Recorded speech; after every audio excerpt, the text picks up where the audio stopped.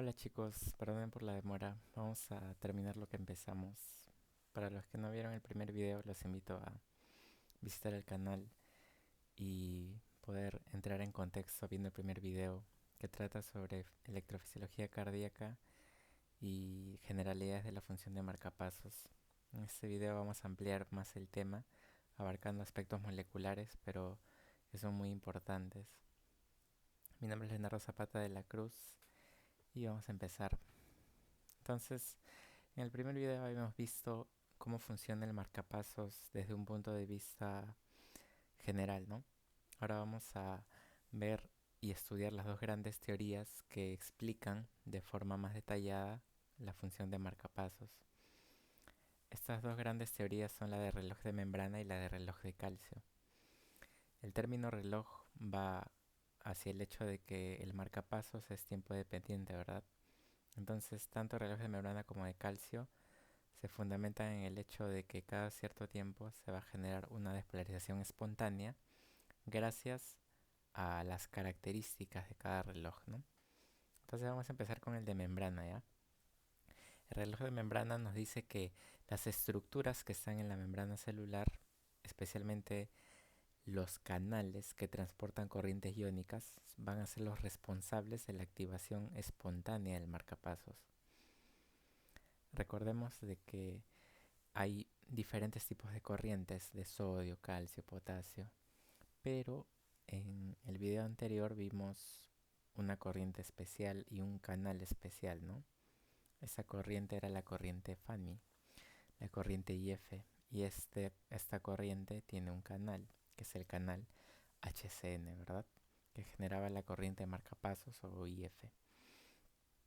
Entonces, este canal y esta corriente son los protagonistas del reloj de membrana. Hay otros componentes, pero el principal es esto de acá. Así que vamos a detallar un poco más esto, ¿ya? Para entender cómo funciona. Entonces, los canales HCN existen de diferentes tipos. Hay canales que van del 1 hasta el 4, son los principales. El 1, por ejemplo, se encuentra a nivel cerebral, cumpliendo funciones también de marcapasos a nivel cerebral. Y está relacionado a, digamos, a las patologías como la epilepsia, ¿no? Cuando existen mutaciones en el canal HCN1. Sin embargo, en el corazón existen los canales HCN4 de forma predominante y también sus mutaciones generan algún tipo de arritmias, ¿no? Muy bien. Entonces, este canal HCN está compuesto por 4 subunidades, ¿sí? Estas 4 subunidades van a formar una estructura tridimensional, ¿sí? Y se van a unir y van a formar por el centro un poro, ¿ya? Ahora, si desglosamos cada subunidad, vamos a encontrar toda esa estructura que estamos viendo aquí. Todo esto es una subunidad, ¿ya? Entonces, esta subunidad tiene diferentes segmentos, ¿ya? Que se dividen en dos dominios, ¿ya? Acá tenemos el primer dominio, que va desde el segmento 1 hasta el 4, ¿ya? Este dominio es el dominio que se encarga del sensor de voltaje, o es el dominio que se encarga justamente de detectar las cargas que hay dentro y fuera de la célula, ¿no? Y hay el otro dominio que es el dominio de poro, que está conformado por S5 y S6, ¿ya? S5 y S6 van a formar la parte del poro y estas están unidos por una hélice P, ¿ya? ¿Qué más tenemos? Tenemos aquí un dominio, ¿no? Que es el dominio de unión a nucleótidos cíclicos, ¿ya? Este dominio, si lo vemos de forma más detallada, vamos a ver de qué es el lugar a donde se unen los nucleótidos cíclicos, ¿verdad? Y aquí vemos un nucleótido cíclico muy famoso, ¿no? Que es el AMP cíclico, ¿ya? Estos nucleótidos cíclicos se unen y van a permitir un mayor estímulo, un mayor funcionamiento del canal HCN, ¿ya? Se dice de que la unión del AMP cíclico permite, ¿no? Hace una modificación en el ICP que permite una mayor apertura del poro, ¿no? Es decir, una mayor activación del canal, ¿ya? Estos están unidos por un linker que es este de acá, ¿no? Muy bien. Entonces, los canales HCN tienen toda esa estructura, ¿ya? Y recordemos de que la activación de estos canales era ¿por qué? Principalmente por hiperpolarización. Es decir, que a medida que llegamos a voltajes más negativos, estos canales se activan, ¿no? Era una conducta particular porque la mayoría de canales se activan cuando hay voltajes más positivos, es decir, cuando se despolariza, ¿ya? Pero este funciona al revés, ¿no? Cuando llegamos a voltajes más negativos o a hiperpolarización se activa. Pero no es el único estímulo, también los nucleótidos cíclicos intervienen, ¿no?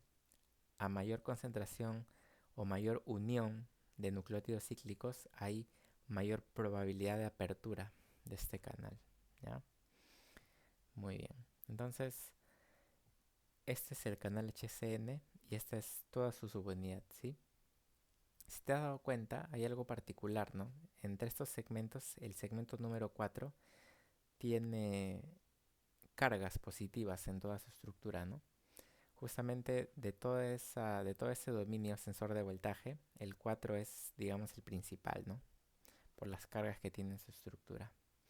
Entonces vamos a seguir detallando, ¿ya? Esto de acá. Entonces, este canal tiene características especiales, ¿ya? Primero es que este canal, a diferencia del resto, ¿no? Los canales en general, ¿sí? Tienen en su estructura diferentes residuos de aminoácidos, ¿sí? Que van a formar un filtro de selectividad. Es decir, van a pasar diferentes iones, pero las probabilidades de que pase uno u otro van a depender de su filtro, ¿no? Es por eso que se dice que los canales son selectivos. Por ejemplo, si este es un canal de sodio, se dice que es un canal de sodio porque predominantemente va a pasar el sodio por el filtro de selectividad que tiene. Sin embargo, si viene el calcio, el potasio, podrían pasar, pero las probabilidades de que pasen son muy bajas, justamente por este filtro de selectividad. Entonces, en general, los canales son altamente selectivos. Sin embargo, este canal HCN no tiene una selectividad tan grande como otras, ¿no? Es por eso de que este permite un flujo mixto, ¿ya? Es decir, no va a pasar solamente sodio, sino que también podría pasar el potasio, ¿ya? Y generalmente son estos dos iones los que van a estar pasando por el canal HCN, ¿no? Entonces, este es un canal que transporta un flujo mixto de iones, ¿ya? Entonces, este era el filtro de selectividad que te dije, ¿no? Y aquí vemos, ¿no? En este caso, el sodio y el potasio, ¿no? Acá vemos el sodio de amarillo y el potasio acá de azul, ¿no? Estas de acá son otro tipo de moléculas, ¿no? Como el agua, por ejemplo. Y vamos a ver de que están fluyendo una detrás de otra, ¿no? Y algo que llama la atención, ¿no? Es de que cuando se estudia, ¿no?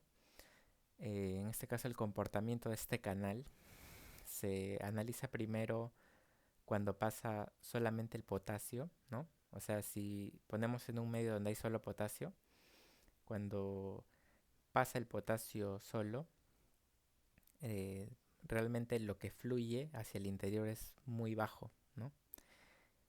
En cambio, cuando ponemos solamente un medio con sodio, el sodio también pasa, pero no pasa mucho, ¿no?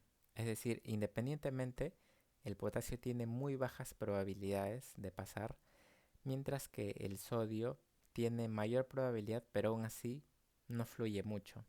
Sin embargo, cuando juntamos a los dos, este flujo es mucho mayor, ¿ya? Y se dice, ¿no? Que justamente este flujo mixto, ¿no? Genera una especie de empuje entre iones, ¿no? Especialmente del potasio hacia el sodio, ¿no? Acá vemos al potasio, ¿no? Que va a empujar hacia abajo o hacia el interior, en este caso, al sodio, ¿ya? Entonces, de forma independiente no fluyen mucho, ¿no? El que fluye menos es el potasio, pero cuando fluyen juntos de forma mixta, este potasio va a ir empujando el sodio hacia abajo, ¿no? Hacia el interior. Entonces hay un flujo mixto ya, hay un flujo de sodio con potasio. Sin embargo, el ion más importante va a ser el sodio ya, porque es el que va a permitir la despolarización espontánea. Muy bien. ¿Qué más? Otro aspecto importante con respecto a este canal es que al inicio, cuando se estudiaba recién este canal, se decía de que este tenía un comportamiento diferente al de los otros canales con respecto a esto. Mira, generalmente los canales iónicos tienen, ¿no?, a este segmento 4 que tiene cargas positivas, ¿no? Por acá están los otros segmentos, ¿ya? Y por acá está el intracelular y por acá está el extracelular. Entonces se decía lo siguiente, ¿no? Cuando la célula en reposo, cuando está en reposo, recordemos que el extra es positivo y que el intra es negativo, ¿no? Entonces, en un estado de reposo, generalmente el segmento número 4 tenía una tendencia hacia abajo, ¿no? Este segmento número 4 sube y baja dependiendo las cargas, ¿ya? Entonces, cuando está en un estado de reposo, generalmente se encontraba hacia abajo, ¿no? Con una tendencia hacia abajo. Cuando la célula se despolarizaba, es decir, cuando el extra se hacía negativo y el intra se hacía positivo, ¿no? Este segmento número 4 se iba hacia arriba, ¿no? Era como una especie de movimiento justamente por el hecho de que el intra se volvía positivo, por ser cargas iguales, se iba, ¿no?, hacia el otro lado, es decir, ascendía, ¿no? Y cuando este se hiperpolarizaba o se repolarizaba, volvíamos a tener el extra positivo y el intra negativo, ¿no? Entonces, ¿qué pasaba con esto? Ahora va a descender, ¿no? Va a descender porque las cargas positivas están por fuera.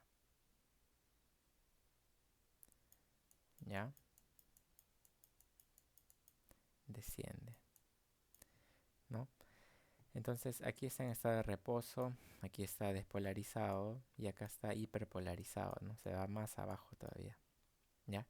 Entonces este es el funcionamiento normal de un canal iónico, ¿ya? Se va hacia arriba en despolarización y se va hacia abajo cuando está hiperpolarizado. Entonces al inicio se decía de que probablemente los canales HCN tenían un comportamiento distinto en el sentido de que cuando se despolarizaban iban para abajo y cuando se hiperpolarizaba se iban para arriba, y se explicaba por qué se activaba en, en hiperpolarización, ¿no? Porque recordemos de que en la despolarización era cuando se activaban los canales, ¿no? Los canales que son diferentes al HCN. Y cuando se hiperpolarizan se desactivan, ¿no? Hablando de los canales que no son el HCN. Sin embargo, el canal HCN se activa ¿dónde? Se activa en hiperpolarización, ¿ya? Entonces, eso decían, ¿no? Tiene un comportamiento distinto y su sensor se va hacia arriba en hiperpolarización y se va hacia abajo en despolarización. Sin embargo, cuando se estudia, ¿no?, hablando en términos ya empíricos, se observa de que no es así. Estos canales se comportan igual que que los otros canales iónicos. Es decir, en despolarización se van hacia arriba y en hiperpolarización se van hacia abajo. Entonces todavía queda la duda de por qué si tienen el mismo comportamiento, por qué los otros canales se activan en despolarización y por qué este HCN se activa más bien en hiperpolarización, ¿no? Entonces, estudiando esto en los últimos años, te hablo de 2021 hasta la actualidad, se viene estudiando el por qué ocurre eso, ¿no? Entonces, entre las diferentes explicaciones que dan, se postula lo siguiente, ¿ya? Entonces, aquí tenemos, ¿no?, segmento número 4 con sus cargas, ¿no? Y acá la región de poro, el S5, S6. Y vemos de que en este caso se encuentra con tendencia hacia arriba, ¿no? Es decir, está en un estado despolarizado, ¿no? Sin embargo, vemos de que cuando está despolarizado, ¿cómo está el canal? Está cerrado, ¿no? Está cerrado. Cosa que si fuera otro canal se vería abierto, ¿no? Vemos de que hay interacción, ¿no? Entre diferentes aminoácidos, ¿no? Y justamente esta interacción es lo que genera el cierre o la apertura del canal, ¿no? Entonces, ¿qué pasa? A medida de que la célula se va haciendo o va tomando cargas negativas, a medida que se va hiperpolarizando, vemos de que cambia, ¿no? Su conformación y el S4 va a bajar, ¿no? Va a bajar, sin embargo, todavía se encuentra cerrado, pero si te has dado cuenta, ya se ha perdido, ¿no? Los primeros enlaces que habían entre S4 y S5, ¿no? Ya no hay enlaces que los unan, ¿no? Como si los había acá, ¿no? Por ejemplo, en el E356 y en el N370. Sin embargo, ¿qué se vio, no? Se vio de que a medida de que seguía, ¿no? Haciéndose más negativo, llegaba a la hiperpolarización. ¿Y qué pasó acá? Lo que pasó acá es de que aquí todavía había interacción entre S5 y S6, pero a medida de que se hiperpolariza, se rompen todos los enlaces, ¿no? Ahora, ¿por qué se rompió este enlace de acá? Vemos de que el S4 hace una especie de ruptura o semifractura, ¿no? En la cual se genera un espacio, ¿no? Se genera este espacio que vemos acá. Y este espacio es una región hidrófila que justamente genera una tracción del S5 y S6, ¿no? Esa tracción que hace es lo que rompe este enlace de acá, ¿no? Entonces, esta grieta que se forma es lo que permite la apertura, ¿no? Por eso se dice de que hace dos movimientos, ¿no? Primero un movimiento hacia abajo y luego un segundo movimiento eh, de fractura, de ruptura, de semi ruptura, porque no se rompe en sí, ¿no? Sino es que se divide en dos, ¿no? Pero todavía siguen estando unidas, ¿no? Estas dos eh, semi-subunidades, ¿no?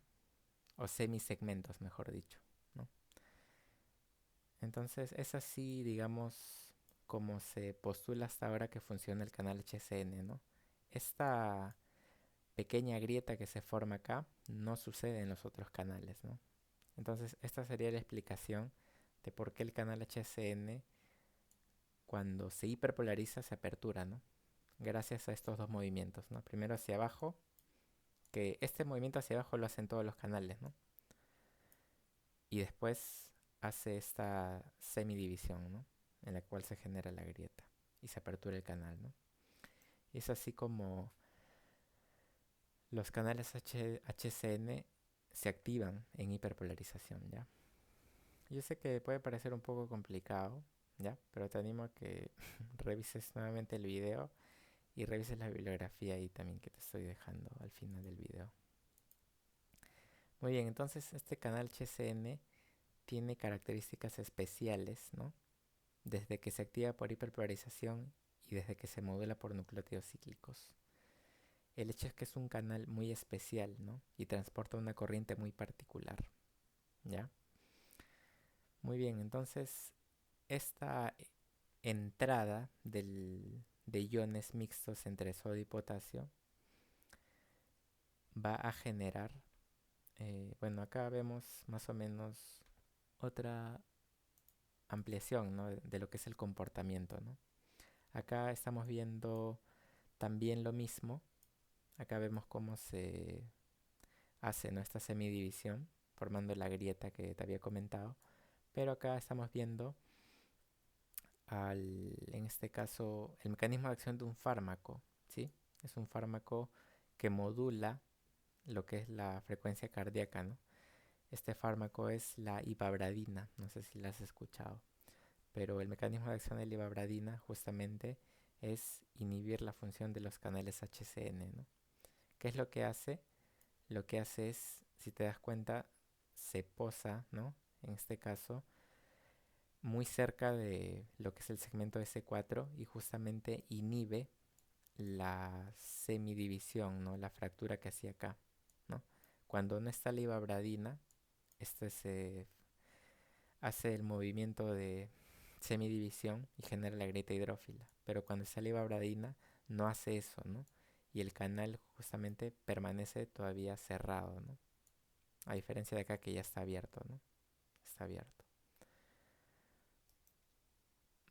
Entonces, esto es también una aplicación, digamos, a la realidad, ¿no? De cómo el canal HCN se convierte también en un blanco para, digamos, modular el funcionamiento del corazón, ¿no? Muy bien. Entonces, te decía de que este primer flujo de sodio genera una despolarización espontánea, ¿no? Tanto la corriente Fanny como la corriente de calcio transitoria, que también generalmente se activa a corrientes negativas, perdón, a valores negativos de voltaje, permite justamente este ascenso, ¿no? Este ascenso de lo que es el potencial de membrana, ¿no? Que generalmente venía en caída por la hiperpolarización, pero cuando se hiperpolarizaba, ¿quién se activa? Se activa el canal HCN y permite el ingreso de la corriente Fanny, ¿no? Entonces, gracias a estas tres corrientes, pero principalmente a esta, se genera esta pendiente que vemos acá, ¿no? Que es la pendiente de la despolarización espontánea. Y es esta pendiente la que explica por qué es que el corazón funciona como un marcapasos, ¿no? ¿Por qué no necesita de un estímulo externo para funcionar, ¿no? Muy bien. Entonces después de eso ya viene lo que sabemos, ¿no? Viene la fase cero, entran en este caso la corriente de calcio lenta, ¿no? Y luego vienen las fases 3, ¿no? En donde la célula se repolariza, ¿no? Y luego cuando se hiperpolariza, se repolariza gracias a las corrientes de potasio y luego desciende, se hiperpolariza y cuando se hiperpolariza, ¿quién se activa? Nuevamente los canales HCN ingresa una corriente Fanny, las otras corrientes de calcio permiten el ascenso de la pendiente, llega hasta el punto del todo nada y vuelve a ascender, ¿no? Y es así como se perpetúa, ¿no? Cada vez de que la célula se hiperpolarice, va a haber un canal HCN y una corriente Fanny que van a permitir el ascenso continuo, tiempo dependiente, perpetuo, ¿no? Mientras haya las condiciones necesarias para que el corazón constantemente esté produciendo impulsos, ¿no? Muy bien, esto es básicamente el reloj de membrana, ¿no? Es una teoría muy fuerte, ¿no? Muy fuerte. Pero por el otro lado tenemos al reloj de calcio. El reloj de calcio se basa en la liberación de este ion, que es el calcio, a forma de chispas, ¿no? Que vienen del retículo sarcoplásmico. ¿Ya? En líneas generales se dice, ¿no? De que hay una liberación progresiva, ¿no? Vamos viendo que progresivamente se va liberando más calcio. Este calcio proviene del retículo sarcoplásmico de la célula y esto activa a un canal intercambiador, ¿no? A un intercambiador de sodio-calcio, ¿no? Que te dice que básicamente cuando aumenta la concentración de calcio dentro de la célula va a empezar a ingresar sodio, ¿no? Entonces, el aumento de las concentraciones de calcio permiten el ingreso del sodio que va a empezar a despolarizar, ¿no? Y si te das cuenta, esto ocurre en el mismo periodo que ocurría todo esto, ¿no? Es por eso de que a pesar de que los autores se peleen entre sí, ¿no? Y digan de que no, el reloj de membrana es el principal y el reloj de calcio, por otro lado, sus autores dicen que es el principal. Eh, Se dicen de que estos canales están acoplados, ¿no? Estos relojes están acoplados, es decir, funcionan uno con otro, ¿no? No son tan independientes, dep- son interdependientes, ¿no? Y bueno, luego viene lo que es la activación del cerca 2 para volver a meter todo el calcio, ¿no? Vamos a ampliar esto más en la otra diapositiva, ¿ya? Y luego se repite.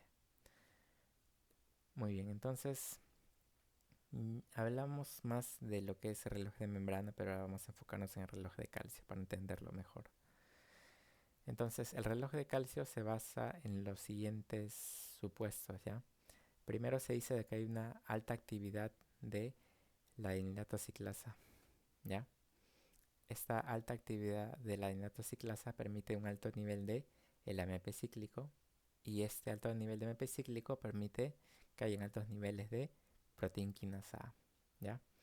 Bajo estos tres supuestos que están interconectados, ¿no? Este permite este y este permite este. Bajo esos tres supuestos se basa el funcionamiento del reloj de calcio, ¿ya? Vamos a ver. A ver, para los que ya más o menos han llevado fisiología y les interesa un poco más este tema, sabemos de que la adenilatoxiclasa es una enzima, ¿no? Que se encuentra en la membrana y que permite, ¿no? Justamente la activación o la producción de AMP cíclico, ¿ya? Sin embargo, hablando del corazón, ¿no? La adenilatoxiclasa generalmente se activa, en este caso, por estímulos externos, ¿no? Como por ejemplo las catecolaminas, ¿no? El mecanismo de acción de las catecolaminas cuando se unen al receptor beta 1 es justamente la activación de la adenilatoxiclasa, ¿no? Sin embargo, si hablamos de catecolaminas, ya estamos hablando de agentes externos, ¿no? Que justamente están relacionados a la parte del sistema nervioso simpático. Sin embargo, para explicar la función de marcapasos tenemos que alejarnos del exterior, del simpático, del autónomo, ¿no? Del sistema nervioso autónomo. Entonces, si no podemos considerar las catecolaminas, tenemos que considerar factores que sean intrínsecos, que no estén fuera, para decir de que hay una actividad de marcapasos, ¿no? Que sea independiente. Entonces, debe haber algún estímulo externo, perdón, debe haber algún estímulo interno que permita el funcionamiento de la adenilatoxiclasa. Se han estudiado diferentes tipos de familias de adenilatoxiclasa y existen algunos tipos que son activados por, bueno, aquí vemos la cadena, ¿no? Como el ATP, la enzima adenilatoxiclasa permite la producción de AMP cíclico y este activa a la proteína quinasa A, ¿no? Existen adenilatoxiclasas que son sensibles al calcio, ¿no? Y justamente por aquí va más o menos el tema del reloj del calcio, ¿no? Vamos a ver cómo funciona ya. Entonces, basalmente existe ya una concentración de calcio, ¿no? El calcio lo estoy poniendo como estas bolitas medio rosadas, rojas, ¿ya? Entonces existe una concentración basal, en este caso de calcio, ¿ya? Esta concentración basal ya permite una activación de la adenilatoxiclasa que es sensible al calcio, ¿no? Entonces, esto permite una producción, digamos, inicial de proteína quinasa A, ¿ya? Entonces, vamos a ver de que, bueno, ahí está lo que ya vimos anteriormente. Todo esta pendiente de azul es la despolarización espontánea, ¿no? O también llamada despolarización diastólica, que existe en fases tempranas y tardías. Entonces, vamos a ver de que ingresaba la corriente Fanny, ¿te acuerdas? ¿No? Ingresaba, se activaba, ¿por qué? Por hiperpolarización, pero ¿cuál era el otro factor que lo activaba? Los nucleótidos cíclicos como el AMP cíclico, ¿no? Entonces, tanto la hiperpolarización como la producción de AMP cíclico permitía, ¿no? La activación del canal HCN que hacía ingresar la corriente Fanny y te proveía de un ion que es el sodio, ¿verdad? Para generar esta despolarización. Por aquí también te refuerzo este concepto de que están acoplados, ¿no? Esto pertenece al reloj de membrana, pero también depende en cierto modo del reloj de calcio para la producción de AMP cíclico, ¿no? Y ahí están los canales de calcio transitorios y todo eso, ¿no? Entonces, aquí vamos a enfocarnos en lo que es el reloj de calcio, ¿ya? Acá está el intercambiador NSX, que te acuerdas que intercambiaba calcio con sodio, ¿no? Ya. Muy bien, ¿qué pasa? Mira, este, digamos, este transportador de acá es el receptor de rianoína tipo 2. Este de acá es la puerta de salida de los iones calcio que están almacenados en el retículo sarcoplásmico para que justamente puedan salir hacia lo que es la región del citoplasma, ¿no? Entonces, hay diferentes estímulos. Un estímulo es la proteína quinasa A, que se produjo de forma basal, pero también el calcio es un estímulo, ¿no? El calcio que está por fuera del retículo sarcoplásmico también estimula el receptor de renina tipo 2. Entonces, ambos estímulos van a permitir la apertura del receptor de renina tipo 2 y el calcio que estaba en el retículo sarcoplásmico pasa ¿dónde? Hacia la región citoplasmática, ¿no? Entonces, ¿qué ha pasado con la concentración de calcio en el intra? Ha aumentado, ¿no? Ha aumentado bastante. Entonces, este aumento de calcio va a generar mayor estímulo de AMP cíclico, perdón, mayor estímulo de la nitrociclasa, que es sensible al calcio, mayor producción de AMP cíclico. Esto genera mayor estímulo para lo que es la activación de los canales HCN y también mayor producción de proteína quinasa A, ¿no? Que justamente va a permitir la mayor salida de iones de calcio, ¿no? Entonces, estas altas concentraciones de calcio activan también al intercambiador NSX, que intercambia 3 sodios por calcio, ¿no? Por un calcio.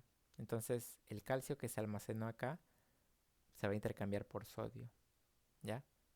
Entonces, el calcio va a empezar a salir y el sodio va a empezar a entrar, ¿no? Entonces, va a ingresar gran cantidad de iones sodio y van a estar saliendo los iones calcio, ¿no? Sin embargo, vamos a ver de que a medida de que pasa, ¿no? En este caso el ciclo, ¿no?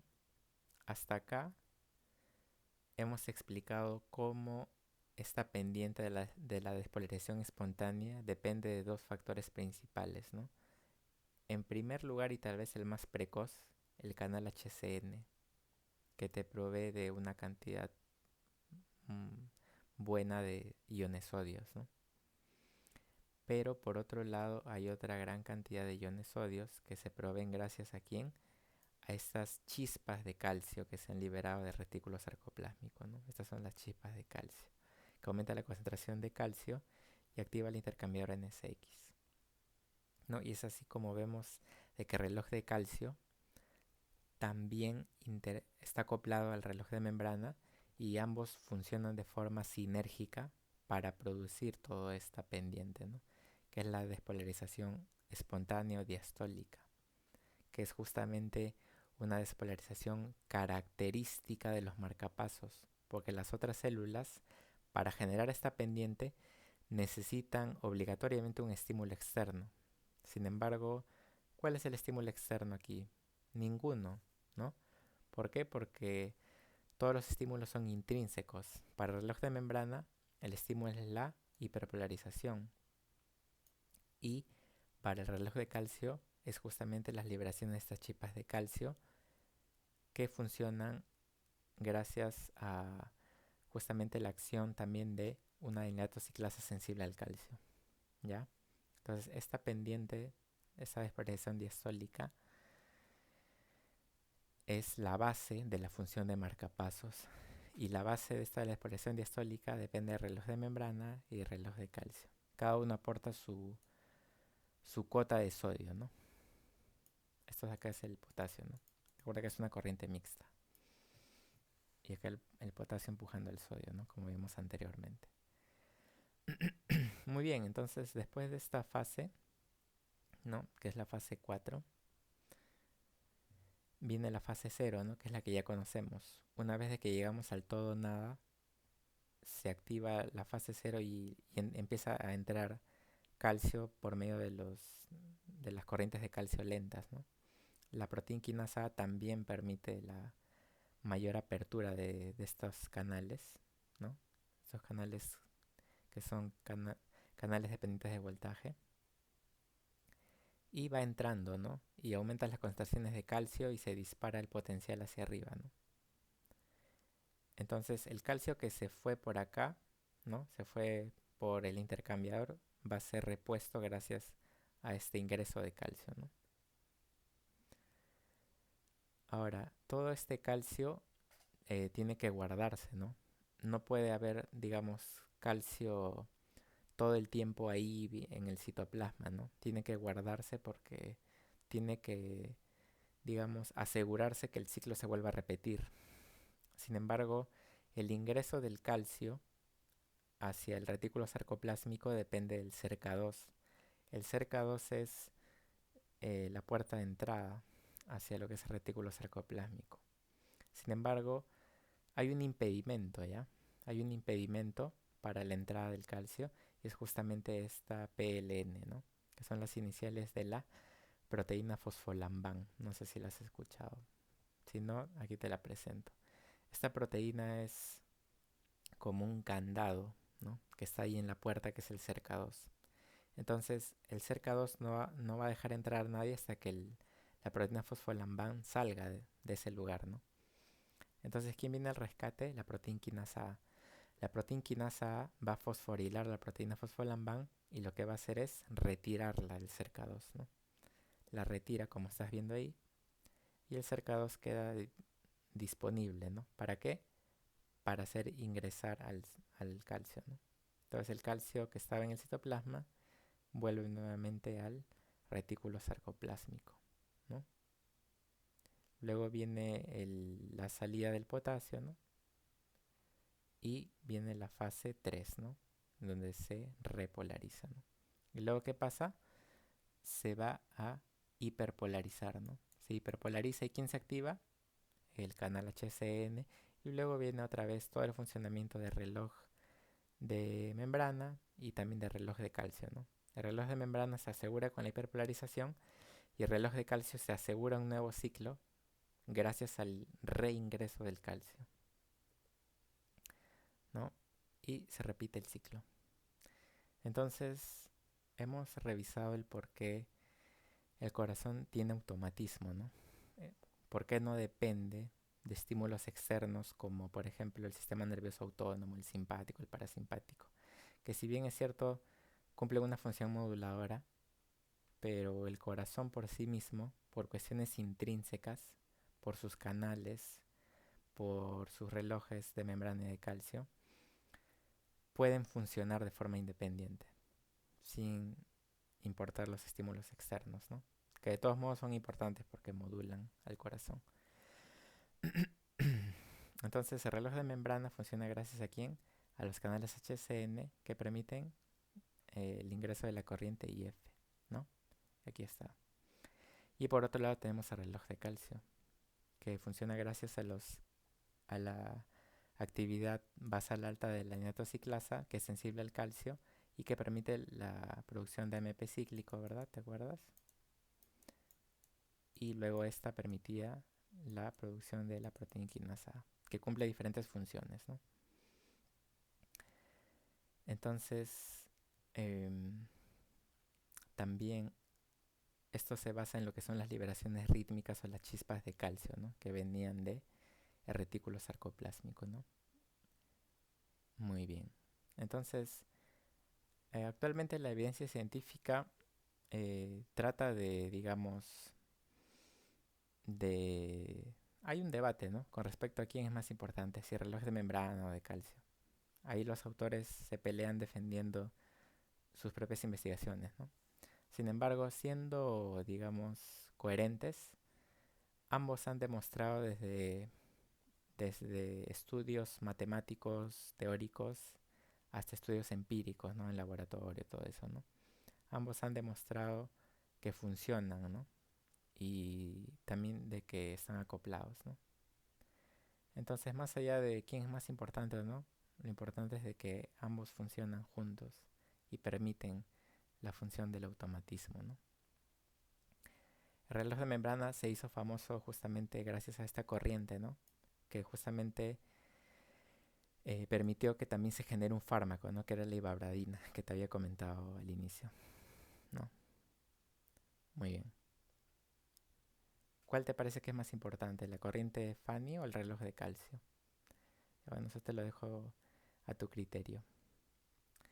Estas son las referencias bibliográficas que he utilizado y eso es todo. Muchas gracias por su atención y espero que este tema les haya interesado y les haya abierto un poco más el panorama. Los invito a leer, ¿no? Porque todavía esto está en estudio.